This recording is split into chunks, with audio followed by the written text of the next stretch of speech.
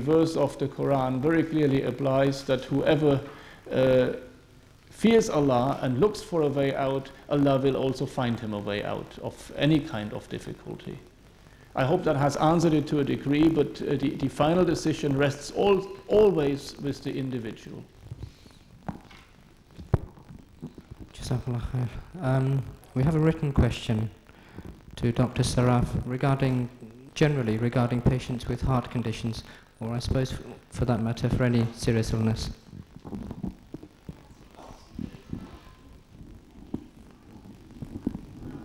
Yeah, let me just deal with this one and then you can ask the next question. The question is, would you advise people who have had a heart attack a year ago to be safe going on Hajj? I'm lucky in a way because I don't have the worry of dealing with fiqh and serious Islamic matters. I can stick to straightforward medical advice. And the advice would really be in three categories. If the heart attack is within 3 months, then it is really dangerous for you to fly because the change of pressure at the heights can actually cause another heart attack. So under 3 months would be dangerous. 6 months would be safer, but you may not have fully recovered or recovered sufficiently to take up anything very strenuous. After a year, then assuming that it was a straightforward, simple heart attack without any complications, there is no reason why you shouldn't do most things that anybody else can do, as long as you follow the appropriate advice as far as taking medication regularly is concerned. Because I think after a year, after a straightforward, simple heart attack, it comes down not to medical matters, but to quality of life. Not to length of life, but to quality of life. And if you're going to, after a year, worry about crossing the road or worry about doing this or that, you might as well just give up anyway. I think, you're in Allah's hands all the time, but I think purely from a medical point of view, after a year, you should really be safe to do whatever you want to do.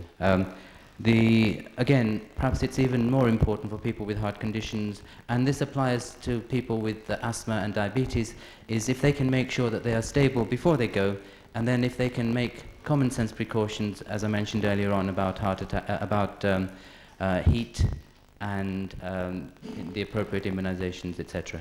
Thank you. We had a question from the ladies, sister.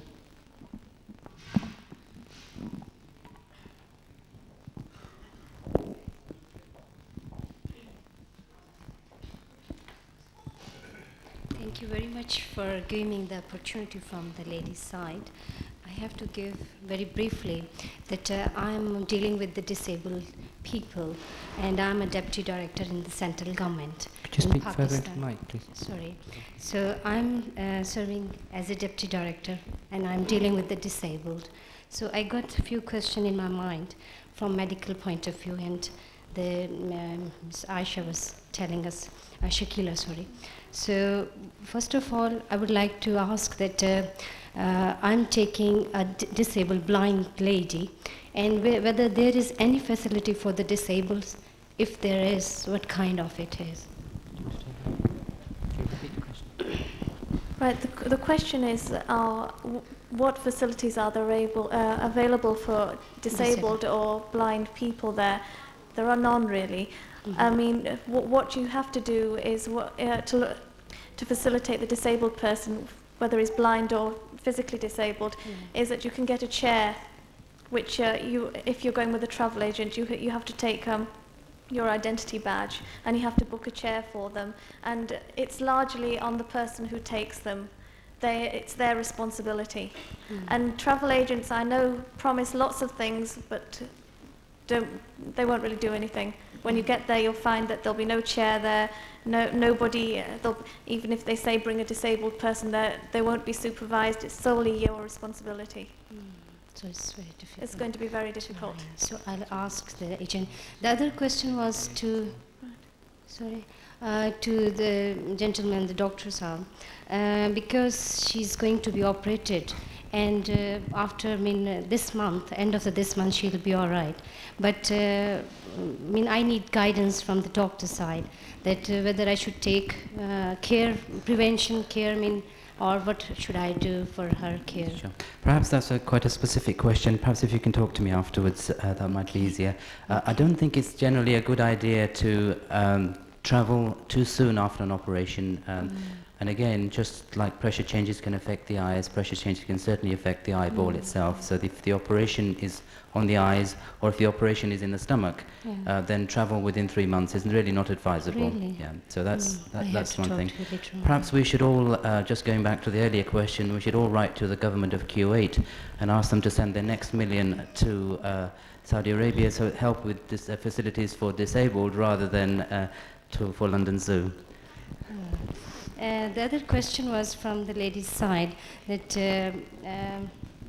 the name of Mr. Mustaqim, that he was suggesting that it's better that you should go first to Medina and then go to Mecca. One of the ladies, she wants to, that question was that how we can go there, if whether we should go before Hajj or after Hajj, and what is better for us to go to Medina. The question relates going to Medina first before Mecca. That's right. Well, it really depends on whether the tour operator or travel agent you go with do it that way or go to Mecca first. And it might be a good idea, if everything else is fine, to select somebody who goes to Medina first, because it helps you in a way to get ready more gradually for the experience of Hajj. You also will find that you reach in Medina when it is not that packed, because most people go afterwards. In a way, it is a better way of doing it if you can have a direct flight into Medina. You take on your ihram on the way to Mecca, and that is just a suggestion. I'm not saying it's essential, but it overcomes that one problem of people taking on their ihram during the flight. That of course relates only to the brothers, because as far as the sisters are concerned, ihram is not a particular kind of dress they have to put on, but is a state of being, and there is no need for them to change their clothing, but for the brothers that applies. And it was simply a suggestion, but it is not really essential in any way, and is maybe a secondary consideration after all the others. But if some tour operator does it that way, I found it to be an advantage. Thank you very much indeed. And Sister, I want to thank to the authority who arranged all the things for it. It's very knowledgeable, and thank you very much indeed. Jazakumullah khair. I was going to offer you one more question before you went away, but it's not needed. Jazakumullah khair. And we'll give the final comment to Shakila regarding travel arrangements. If you have any further questions, there will be further opportunities during the day, but not right now. Assalamu alaikum. One is just a comment from one of the brothers, is that perhaps it might be better to photocopy your passport before you depart. And I do think it's a good idea, because sometimes you need to get money from the bank, and you can't, if you've got traveller's checks, and they won't give it to you if you haven't got your passport, and you never do have your passport, so it's a bit silly. So they might give it to you if you've got a photocopy of your passport. The other one is, are there any safety deposit boxes in the hotels? Yes, there are, but get one quickly, because they go very quickly. And the identity cards, usually your travel agent will put a photograph on, and what he'll write on is the hotels that you're staying at, and they are in plastic envelopes, and if they're not, secure them, by yourselves. I think we'll end this session here. I'm very sorry there isn't more time for further questions just now. Do you have a very quick question? Okay. We'll make this the very last question. Inshallah. Would you come to the mic, brother? Assalamu alaikum. I would like to comment on Ziyarah to Medina, where a lot of people actually take it as it is part of the Hajj rites, of the rites of Hajj, and this is completely void, and it has no roots at all in fiqh or in hadith. And a lot of them, they insist of praying 40 rak'ats, and again, this one has no roots at all. And I would like to make it clear so that brothers and sisters have this in mind, and it has nothing to do at all with Hajj. Ziyarah is purely ziyarah, as the Prophet ﷺ has Honestly. Jazakallah. Do you want to very briefly comment on the 40 prayers? Well, I appreciate that comment. It's important. Of course, if you're in a hurry, for example, you want to do your Hajj, you simply go for Hajj and return, and your Hajj is valid, even if you don't go to Medina at all. But of course, most people, when they go to Hajj, take out some more time because they want to spend some more time and want to visit the Prophet's mosque in Medina, because it is one of the 3 mosques recommended to visit, which is the Haram in Mecca, which is the Prophet's mosque in Medina, and which is Masjid al-Aqsa in Quds in Jerusalem. Of course, the visit to Medina is of that category. It would be a nice idea, in my view, if everybody who went to Hajj also went straight on to visit Al-Quds, because it would show such a strong Muslim presence there that the occupiers would probably run a mile. But the visit to Medina is no more incumbent than the visit to Al-Quds, and it can be left out if somebody is in a hurry to do his Hajj alone in a short time. But if you do go to Medina, that was the only point, it might be a good idea to do it first rather than last, because it makes your Hajj easier regards the Ihram. But then again, this is just a preference. Hajj is that you take part on the day of Arafat. If you arrive before the beginning of the gathering at Arafat, then your Hajj is valid.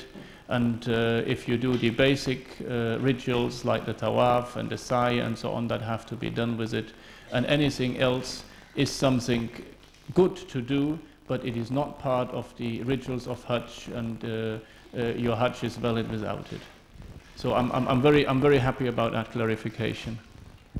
Jazakallah khair. And the 40 namazes, the 40 salah, there seems to be a common notion, particularly within the Asian community, but that has no basis in fiqh also. We will, very quick point for the lady regarding the disabled people. You must get specific assurances. If you're looking for safeguards and facilities for disabled people, you must get specific assurances from travel agents, and you must not assume. Their job is difficult as well. In writing, specific assurances in writing, thank you. And you have the papers there. Photocopy them, take one to each agent and see and compare. This is what you would do if you were buying a fridge freezer or a TV. You would compare, you'd look at which magazine, do the same. And that's it. I'd like to thank all the speakers who've contributed so far. I hope you've enjoyed it. I hope it's been informative. And we'll continue after 5 minutes for lunch. What do we do? Okay, now that's the end of the session for this morning. Thank you very much. Now, can I just have some practical advice for you? The meal for men is on that side, meal for the ladies on that side. Toilet facilities and wudu facilities for the men are on the first, out through the kitchen on the first floor.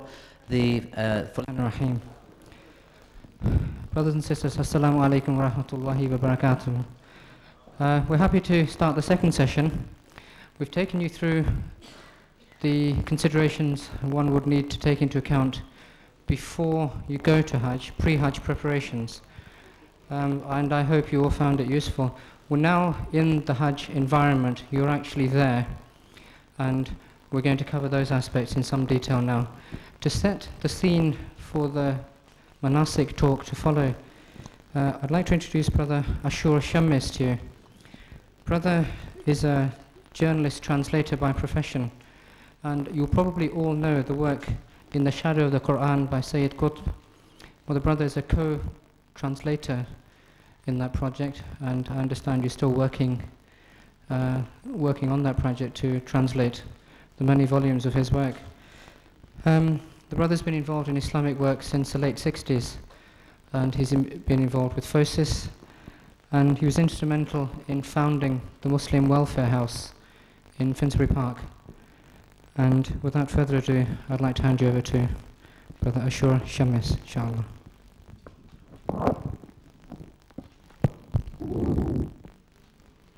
Alhamdulillah Rabbil Alameen, wassalatu wassalamu ala Rasulih al-Amin, wa ala ashabihi wa ajma'in.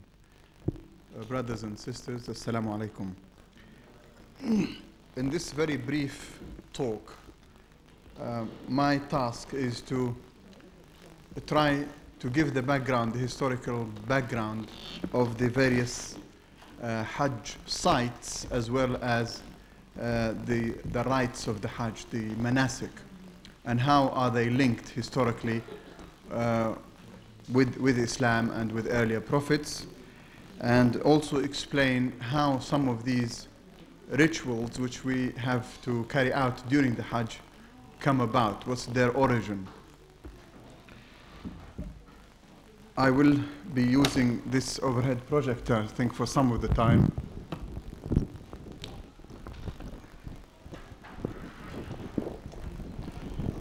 Can everybody see this map here? Is it clear, or can we darken this a bit?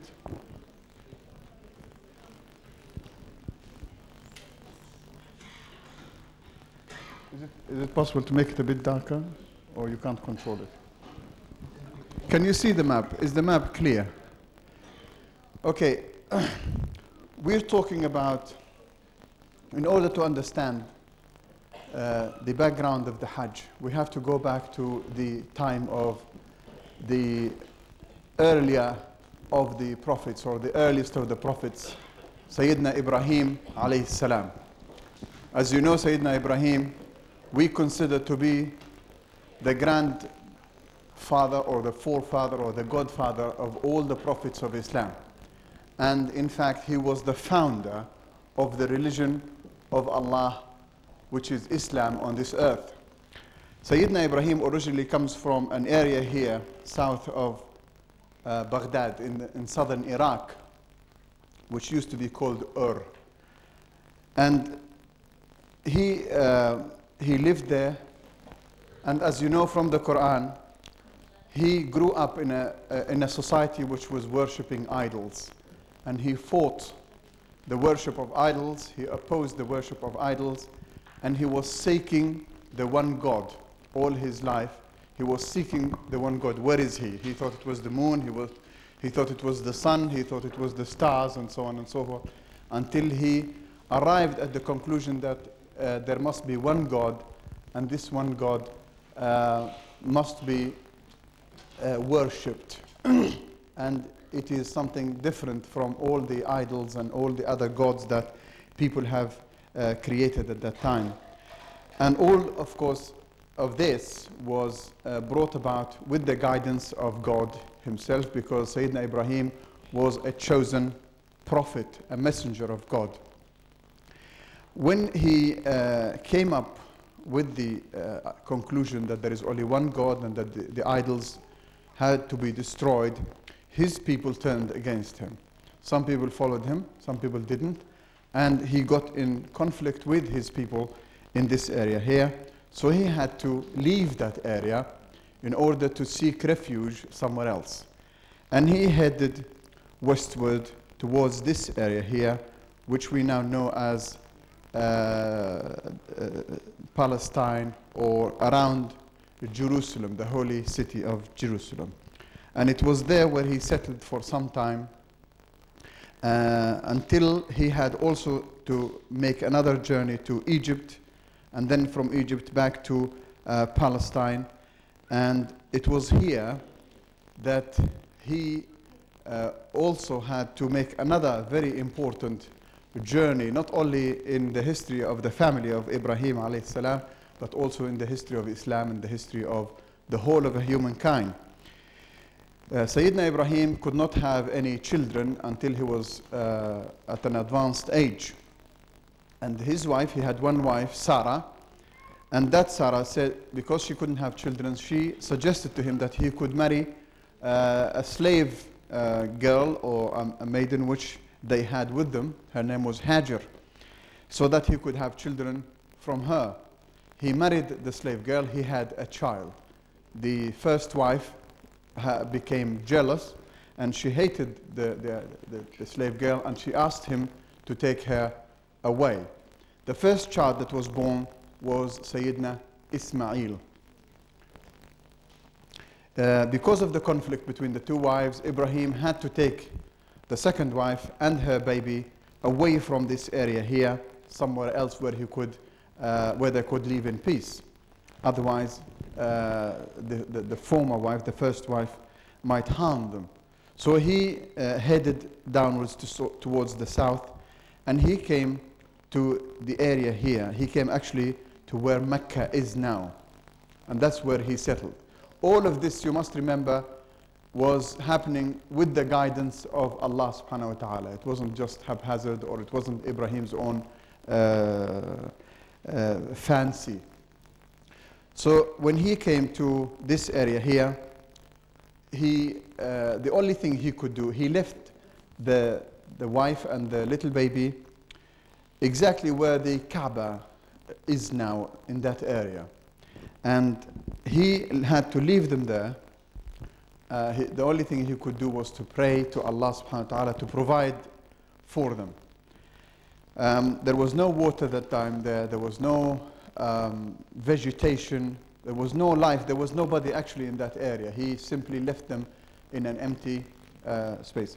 The area at Mecca and around Mecca is in fact a hilly area. It's not flat. It's not a desert like many people think. It is a hilly area. There are some huge big mountains there. The desert is outside, is surrounding that area. But the Kaaba, the Mecca itself and around it is in fact a hilly area. Now, if I can change this and just,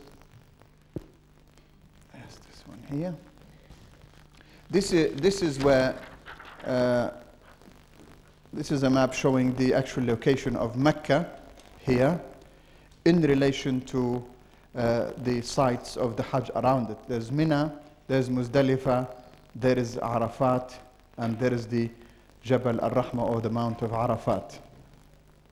Can everybody see that? No? Is that okay? Anyway,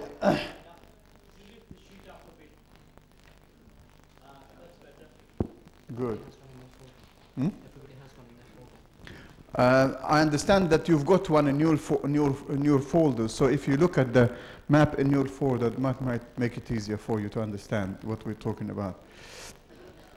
So Sayyidina Ibrahim had to leave the wife, and you read in the Quran when Ibrahim says, Rabbi inni إني أسكنت بذريتي بواد غير ذي زرع عند بيتك المحرم فاجعل أفئدة من الناس تهوي إليهم إلى آخره. The prayer of Sayyidina Ibrahim was that he had no other solution for them except to leave them there in that very barren and empty, deserted place. But he prayed to Allah subhanahu wa ta'ala to provide for them and let people come to stay with them, or to keep them company, or to provide for them.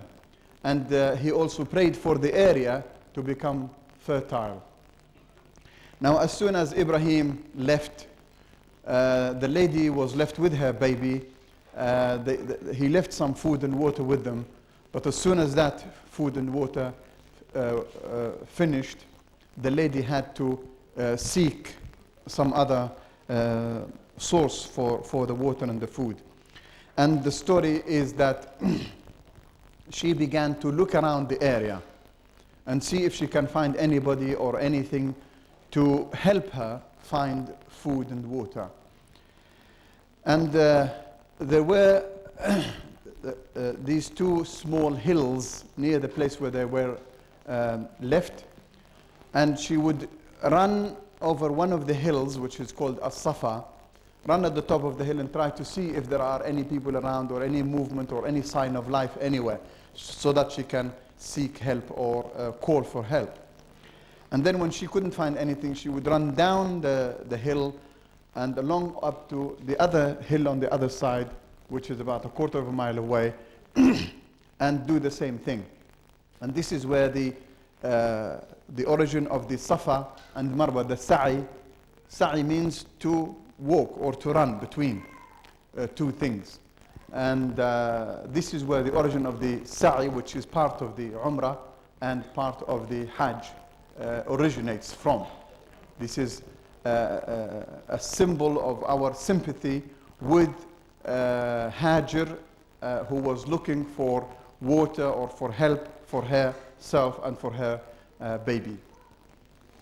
And by the time she finished doing that, And the story, of course, goes that she did that 7 times, starting from one of the mounts down onto the other, and so on until she finished the 7th run at the end of the other mountain. By that time, she discovered that the baby, because the baby was thirsty, he was crying, he was hungry, he was moving around and kicking and so on, and a spring of water came up out of the ground just where the baby was had been left. And of course, as we all know, that is the spring of Zamzam, which is still up to today running continuously, has never stopped ever since then.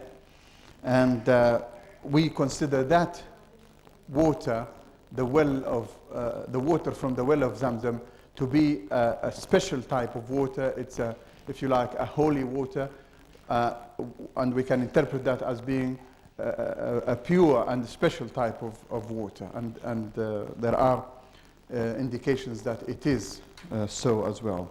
And also part of the Hajj, part of the ritual of the Hajj, is after you make the tawaf around the Kaaba, you go and drink from the water of Zamzam, not as much as you can, in fact more than what you can if possible, is really to fill yourself up with that water, because it is considered to be not only because of the religious aspects of it, but it also has hygienic and health benefits as well.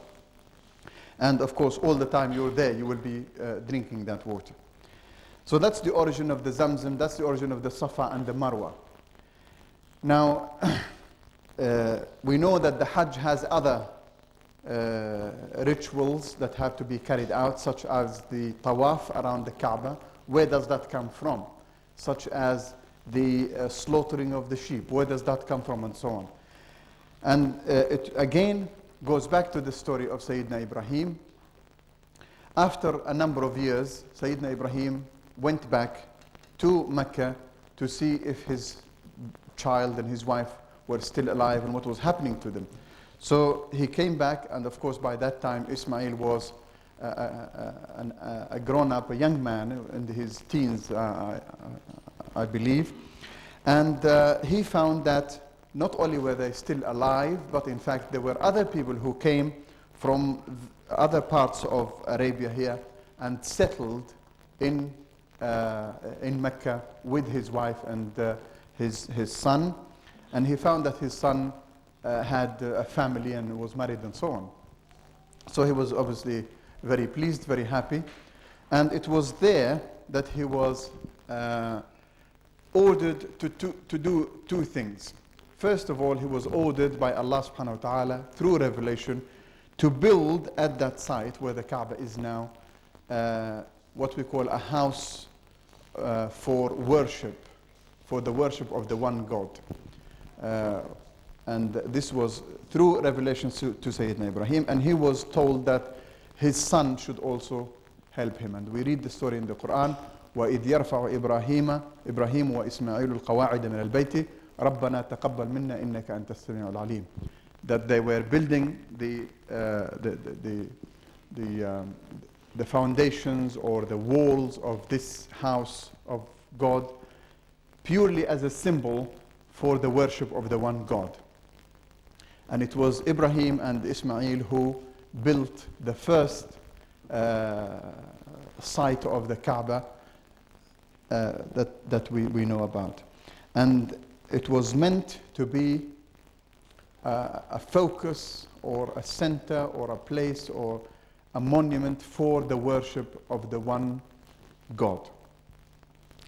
So we know from the Quran that they built it for that specific purpose. And when they were building it, obviously, they were going around it. They were going around to build the various parts of it. And this is where the origin of the tawaf comes from. That you go around the Kaaba, again in remembrance or in commemoration or in respect to the effort of Ibrahim and Ismail for building the Kaaba as a house of God, as a monument of God. And when you make the tawaf, that should be the feeling, or that should be the concentration that you have in your mind, that you are again doing something to glorify or to show respect and show reverence to the one and only God, Allah subhanahu wa ta'ala. So that's where the origin of the tawaf again comes from. We also know that at that time, as the building became higher, Ismail built a little step for his father to get onto, to do, you know, the top of the building and so on. So, and that was called Maqam Ibrahim. Maqam means, you know, the place where somebody stands, or if you like, the step, or a block of stone or something like that. And that became in itself a center of respect and reverence, because it was used in the building of the Baytullah, of the house of God. And that remained very close to the Kaaba until the time of Sayyidina Umar ibn al-Khattab radiallahu anh, the second Khalifa, who ordered that it should be moved slightly away from the Kaaba itself, because people were praying next to it, and it used to cause a lot of congestion because there were so many people around it. So it was moved slightly away from the building of the Kaaba itself, and we all know it today, the very distinctive little erection, the little monument that is about 10 or 15 meters away from the Kaaba itself. And everybody who goes for Hajj or Umrah, after you make the tawaf, you go and pray 2 rak'ahs at Maqam Ibrahim, again in remembrance of Sayyidina Ibrahim and his efforts.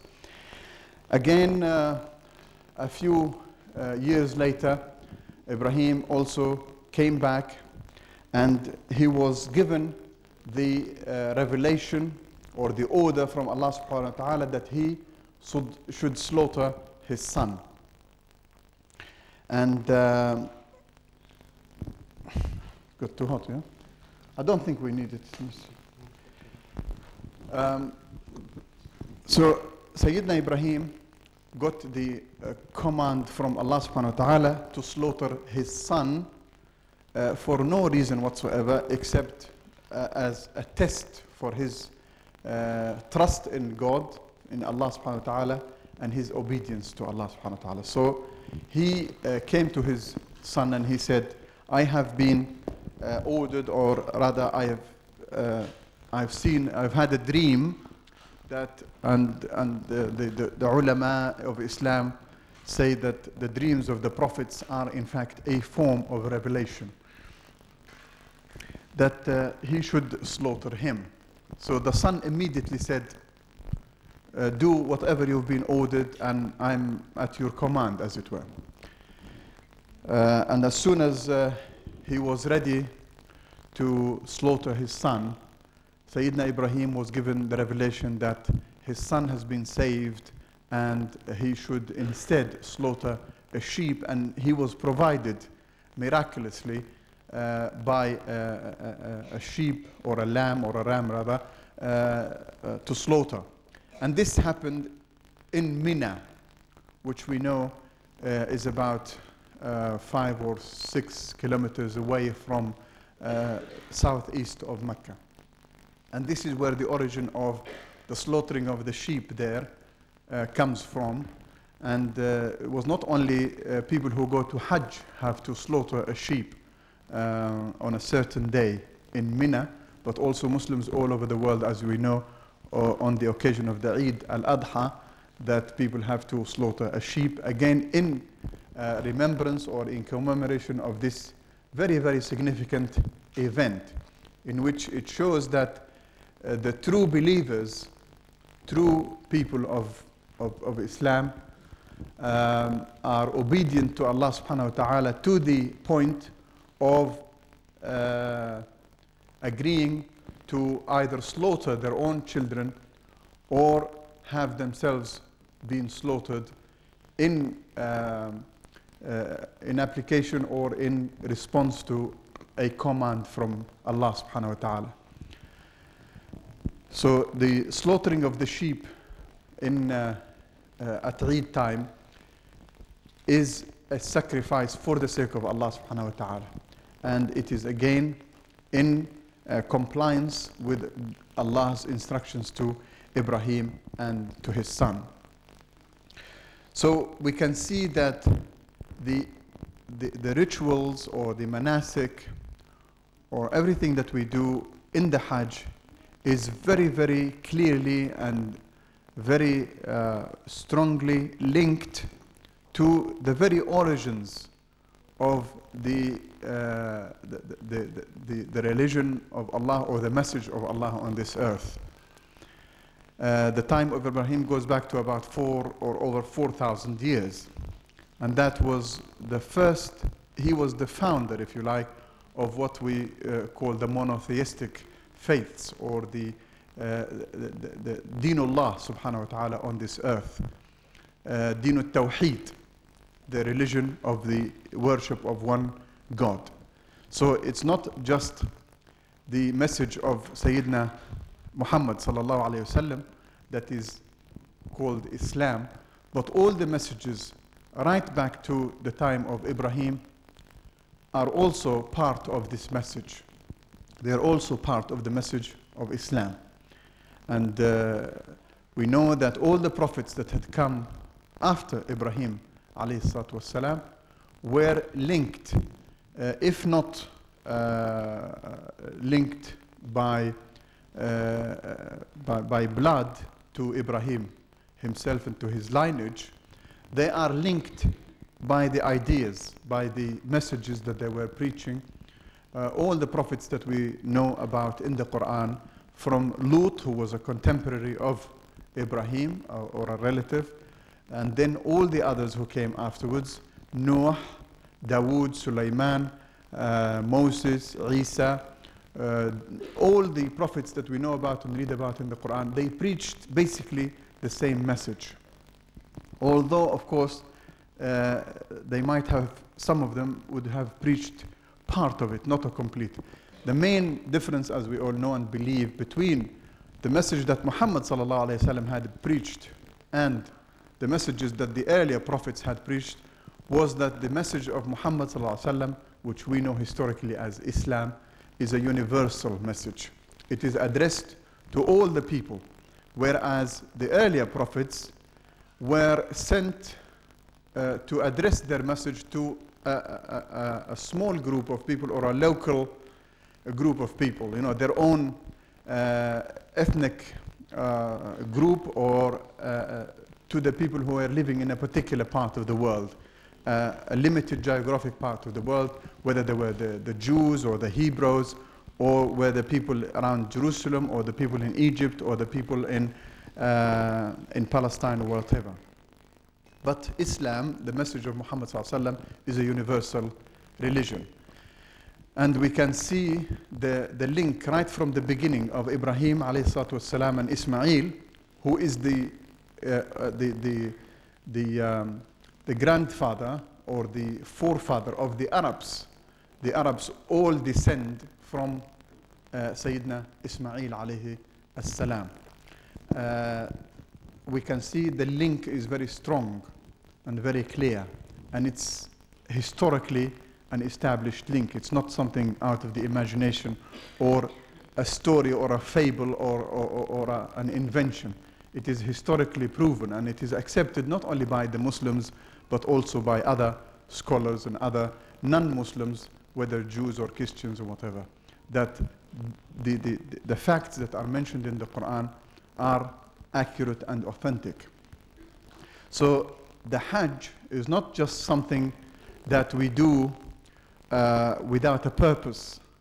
It has so many dimensions, it has so many purposes, not only the historic and the religious and so on, but as you can see from the very sketchy information that I have provided here, that it goes deep into the history, and it makes us feel that we are not, that Muslims are not people who come from nowhere, or people who are just following traditions, but we are continuing the worship and actions which go deep, right back to the origins of humanity and the origins of God's religion here on earth. So we are part of this continuous mass multitude of millions of people who have worshipped the one God. And our children and our children's children who will come after us, they will continue the same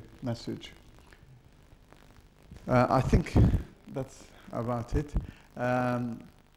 I hope I've been able to cover all the main points. Of course, there are other parts of the Hajj like Arafat and Muzdalifah and so on, you probably know about.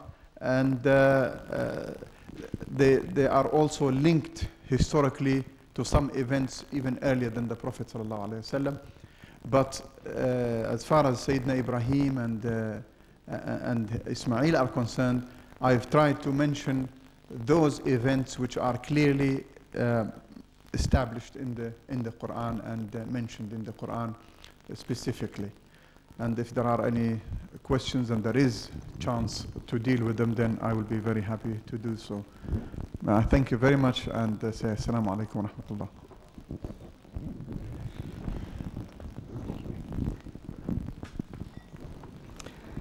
Jazakallah khair, brother. I hope you found that interesting and informative. This is the theme that runs throughout the talk. We hear all these names, we hear all the names of places, of people, and we hear rites and rituals that we must do. And I hope it's, inshallah, it's of some benefit to have some reasoning and rationale behind these, because we're not blind observers of tradition, as the brother has said, and as some people in the West will try to tell us. We are rational people and we have good reasons for doing what we do. So I hope that's been useful. If I may, we can reserve the questioning for a little later on, and we can press on with the rest of this session. I know it's heavy, and I know once you've had lunch and you're warm, the eyelids start getting heavy. But we didn't book a brass band or anything like that to wake you up, so you just have to keep going, inshallah. We get on to the main talk now of the manasik, the main talk to do with the manasik itself. And I'll shortly introduce the speaker to you.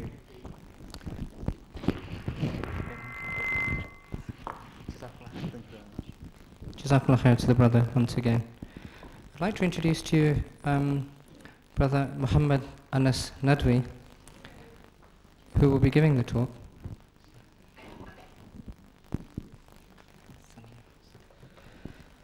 And Brother Nadwi, just some background about him. He was educated, his education was that he graduated in Islamic studies at a well-known institute in Lucknow in India. He then went on for higher education in Islamic Sharia at the Islamic University in Riyadh, Saudi Arabia, for 4 years. And since '83 he's been working in the field of da'wah in England. At present he's the Imam and Director of the Islamic Association in Hastings. And the brother started organizing organizing a Hajj group. He actually takes people to Hajj. He organizes Hajj groups and parties. So I hope you're going to get him to fill a questionnaire in and get him to sign it. So I'm sorry. So that if you have assurances, they are watertight. And as Shakila said earlier on, that if the organizers have confidence, which I hope they do, in their abilities, then you should be able to make a written contract. In Islam, we're encouraged to make contracts in writing. So if you can do it for your TV, then do it for your Hajj, inshallah. You can ask the brother about his Hajj group, his Hajj parties. He's brought his brochures and literature, and there's plenty of it. There is a handout. I should have mentioned earlier, most of the talks are covered by handouts in your folders. And there is one that we left on the chair during lunchtime, which he's done very, very well. It's a very nice handout, so you can refer to that. For those people who understand and speak Urdu, there's another one which wasn't in the folder, but the brothers kindly reproduced them for us, which was published in the Jung some time ago. And if you haven't got one, I can see them over by the reception desk. There are also some books in Urdu, again for those people who would find those useful. So, without further ado, I'll now give the microphone to Imam Anas Nadwi, inshallah.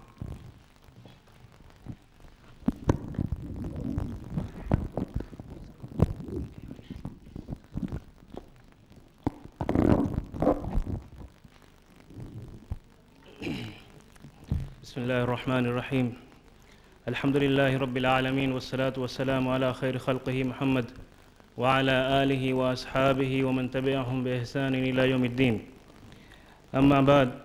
Dear brothers and sisters in Islam, first of all I'd like to thank you all, your presence here, and also I'd like to thank brothers who have been working hard to organize this useful gathering for our brothers and sisters who are intending to perform Hajj this year, to get useful knowledge and the experience of people who have been for Hajj before, so they can get experience and they can share the experience, inshallah. Dear brothers, Hajj has been made obligatory upon Muslims, male and female. And this is the fifth pillar of Islam. It's been made obligatory upon Muslims who is physically and fit and financially able to make his way to the house of Allah subhanahu wa ta'ala. And the approval of this is it mentioned in the Quran and in the Hadith. Allah subhanahu wa ta'ala says in the Quran, ولله على الناس حج البيت من استطاع إليه سبيلا. A duty owed to Allah by all men is the pilgrimage to the house if one is able to make his way there. Also it is proved by the tradition of our Prophet Muhammad sallallahu alaihi wasallam when he says in the Hadith, Islam has been built on 5 things: bearing witness that there is no God but Allah and that Muhammad is his messenger, establishment of the prayer, payment of the regular charity, and fasting in the month of Ramadan, and performance of Hajj to the house of Allah subhanahu wa ta'ala. This Hajj was made obligatory in the year 9th after migration, and our Prophet Muhammad sallallahu alaihi wasallam himself, he performed only once in the year of 10 after migration. Without going in details, I'd like to, as the manasik of Hajj, ritual of Hajj is very lengthy subject, but I will try to give you a brief idea how to perform Hajj and what is the important and wajib or mustahab or what is the things which avoid the Hajj. So let's go one by one, inshallah. I'd like to explain first the types of Hajj. There are 3 types of Hajj: Hajj Tamattu, Hajj Qiran, and Hajj Ifrad. And there is very little difference between all these 3. Hajj Tamattu means getting benefit. The person who performs Hajj Tamattu, he gets benefit of performing Umrah and Hajj together. So the person who performs Hajj Tamattu, he is called Mutamatti'. The person Mutamatti', he entered to the Ihram first to perform Umrah. In the months of Hajj, which are Shawwal, Zulqa'dah, Zulhijjah, and first 10 days of Zulhijjah, Shawwal, Zulqa'dah, and first 10 days of Zulhijjah. And of course, after having Ihram or wearing Ihram, so he performs Umrah first, then stay in Mecca until the time of Hajj. And when the day of Hajj comes, on the 8th of Zulhijjah, he puts on a new Ihram, or make new intention for Hajj and proceed for Hajj for 5 days. So the person is combining 2 things, Umrah and Hajj, but with separate Ihram. Ihram for Umrah and Ihram for Hajj. And this person, Mutamatti', has to sacrifice or do Qurbani, as you know, And if he is unable to do qurbani or sacrifice animal, he has to fast 3 days during the Hajj period and 7 days when he returns to his home. This is Hajj Tamattu. And Hajj Qiran. Qiran means combining. So the person who performs Hajj Qiran is called Qarin. So Qarin combines Umrah and Hajj together in one ihram, not separately in one ihram. So when he make intention, Allahumma labbaika bihajjatin wa umrah. Wallah, I make intention to perform Hajj and Umrah.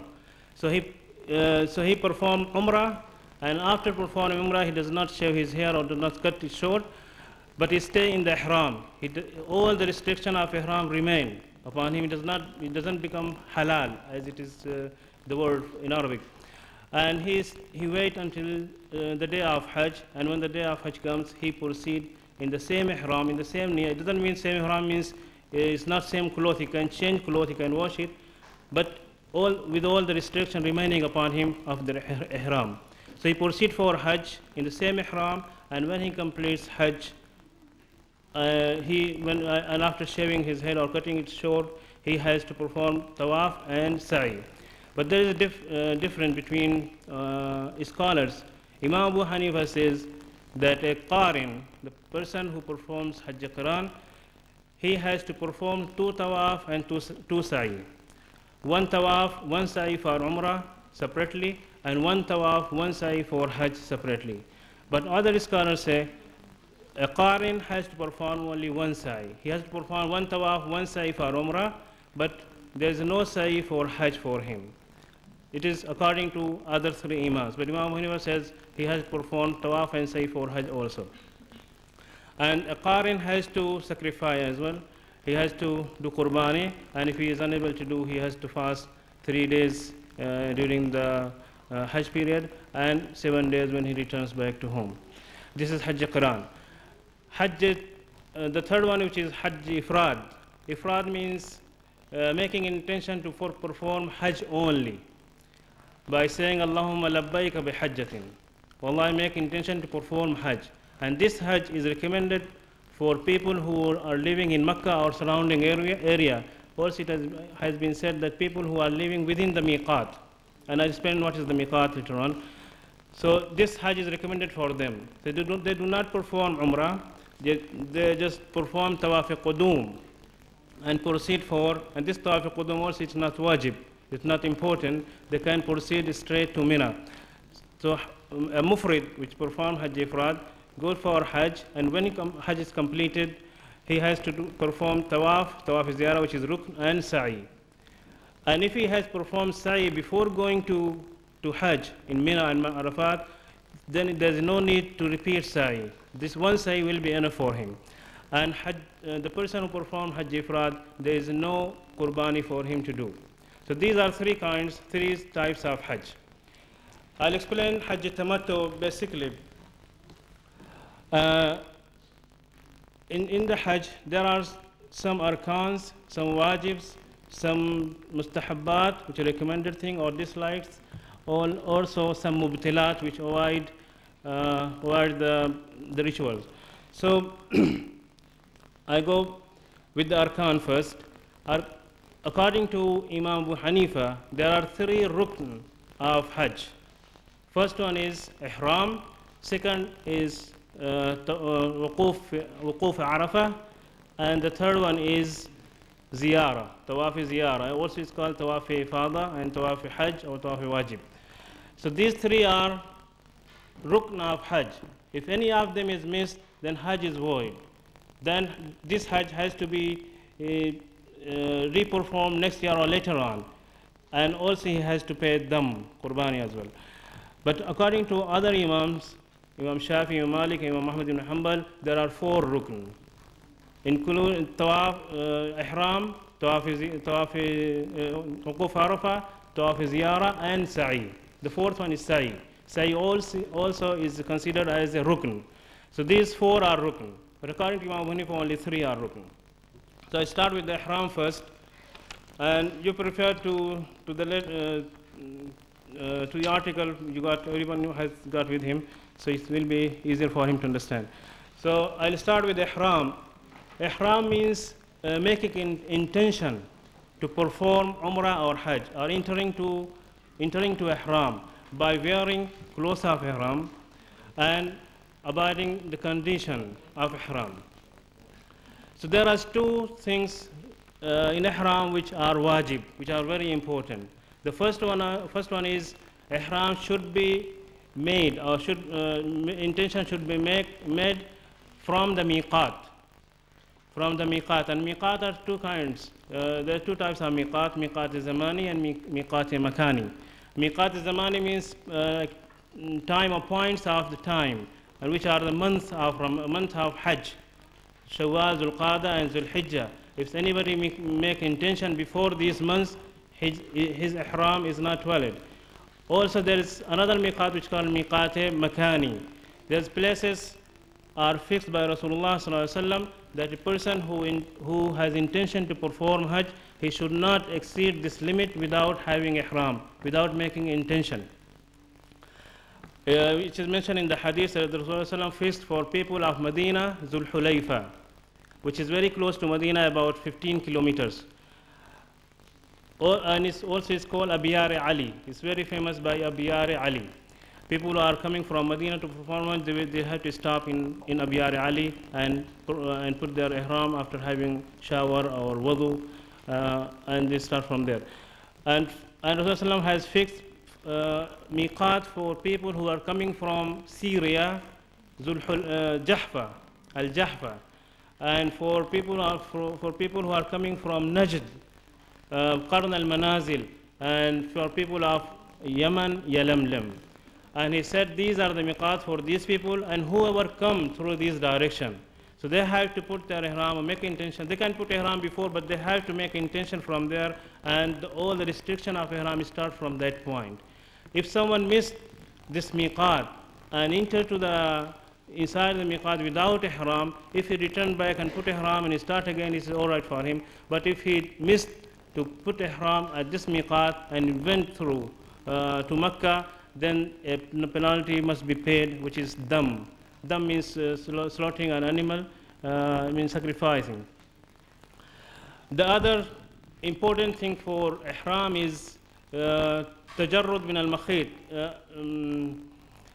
not wearing any stitched cloth, like shirt or trouser, or covering head with turban.